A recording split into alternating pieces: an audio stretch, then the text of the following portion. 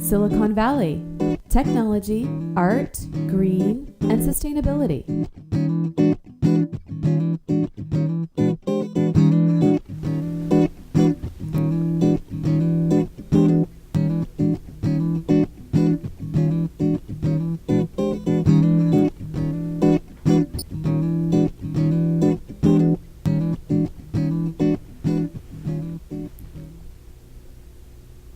Welcome to Silicon Valley Tech, Art, Green, and Sustainability. Today I have a leader in the sustainability movement and environmental movement, Woodrow Clark II. He's a co-recipient of the Nobel Peace Prize in 2007 with the Intergovernmental Panel. I'm saying it wrong. And he also has a new book coming out, Sustainable Communities. So welcome. Thank you. Glad to be here. Thank you for coming all the way up here. And tell the audience a little bit about yourself and your history and what you've been up to. How much time have we got? A lot of time, until they say cut.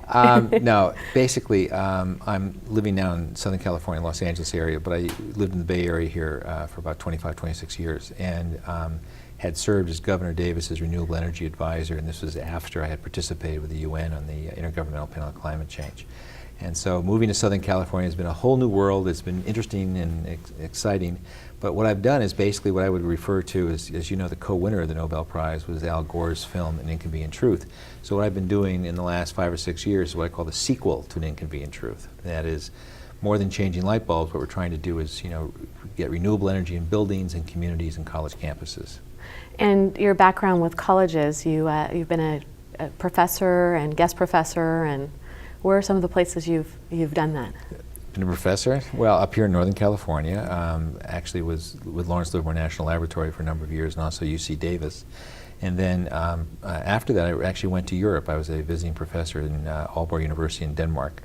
Oh, that's interesting. Denmark, yeah. And actually, I learned a lot about renewable energy. So, sprechen die Deutsch, or?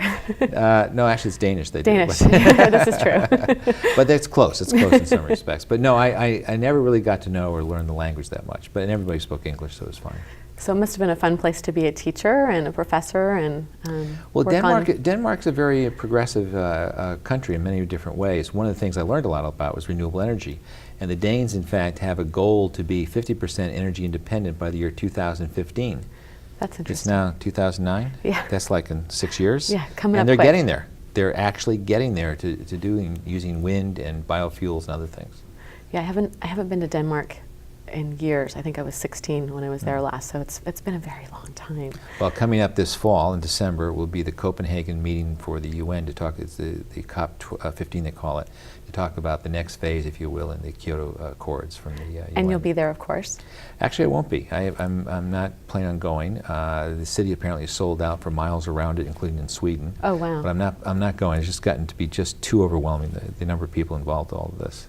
So tell us your involvement with the UN and how all that came about, and how did that work? The short story is that I have always been interested for a long time in the issue of climate and global warming. This goes back to the early 1990s. And prior to that, I had a film video production company in San Francisco. So I was always interested. Oh yeah, I was always interested in social issues. It's a whole other part. But the climate issue was very important from my point of view, particularly after the Rio summit. And I got more and more involved with these kinds of issues. Then went to the Lawrence Livermore National Lab to work in technology transfer. How to get the ideas from the laboratory into commercial use on the streets, if you will. How long were you there at Livermore? 8 years. 8 years. 12, 8 years during the 1990s. I have a good, interesting story to tell everybody, which I'm sure your viewers will enjoy. Well, so I know you have an economic background, and so when you were at Lawrence Livermore, it was for the economic part of it then, or? I was the only economist there out of 8,547 people. Oh my goodness. Yeah, that's one reason I was there. They needed somebody with economics and business background. Most of the people, I think there are about 1,300 physicists there and about 3,000 or so engineers. So there's a lot of scientists there, but no one with any kind of commercial business background. And so let me just tell you the short story real quick. Okay. At Lawrence Livermore National Lab, we developed a technology called regenerative braking. If you drive a Toyota Prius and you see on your screen a little thing about how the car works, you'll see that technology. We tried to, in 1995-96, sell the technology in Detroit, Ford, GM, and Chrysler. Not necessarily in that order. All three turned it down.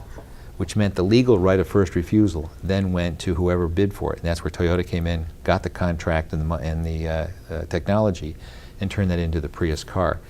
A year and a half ago, Toyota sold the technology to Ford that they could have had 10 years ago for nothing. So they would have been ahead of the curve had they That's actually right. just looked at the technology here already. Exactly. And so what's going on in Detroit today? Interesting question. So your work there got you invited to be on the panel with the UN then? Well, at the time, the way the panel worked was the UN was putting together a group of experts, and they were actually looking for people from all over the world.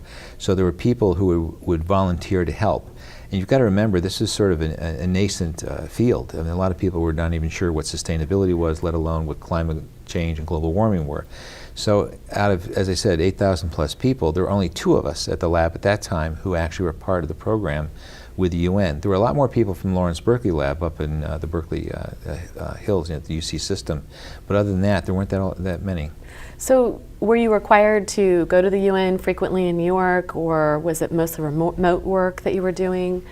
How did that work? Well, it's interesting. I co-authored one chapter and co-edited another chapter in the 3rd report that came out in 2001.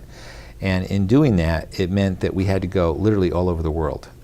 So I was going to England, I was going to Holland, India a couple of times. We had the final report where the decisions were made on what the content would be in Nepal.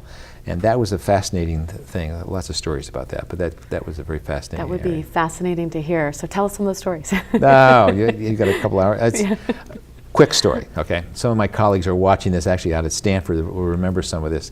In fact, one of the guys who was in charge of the actual expert panel is from Stanford, a professor there, and he got very ill. And then another guy, the next person who was supposed to be heading the expert group, which I was a part of, he got ill. He got his foot was infected. So the next day he couldn't go to the panel and had to lead the group of experts.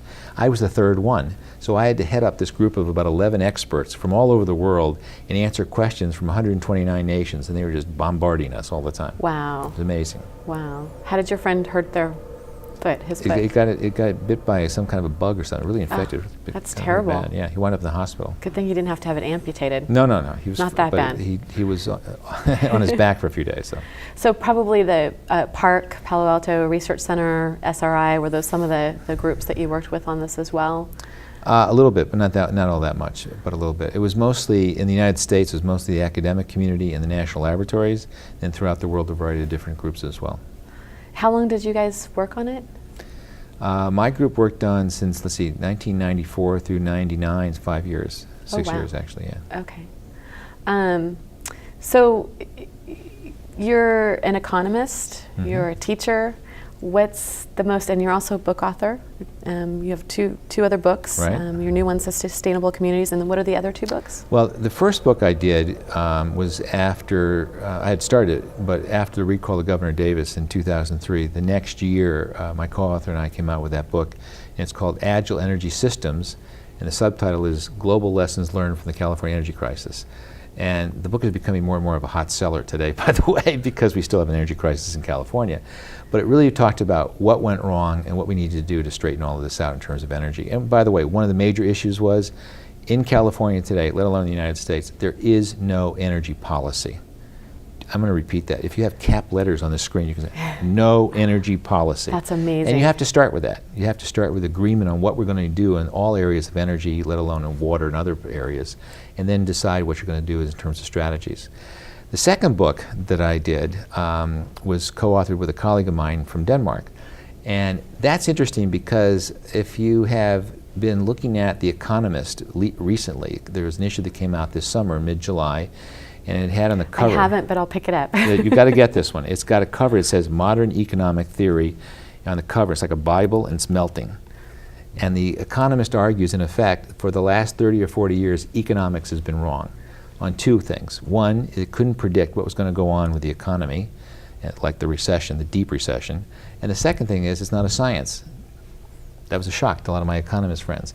Well, what my colleague and I had done, my co-author in Denmark, a book called Qualitative Economics, and guess what the subtitle was? What was it? Toward a Science of Economics. And our argument was that economics was not a science, and it had to be much more scientific in terms of what it was doing with information and data. And we did the book because when I was in state government, we'd have companies coming to us that would say 1 + 1 = 7.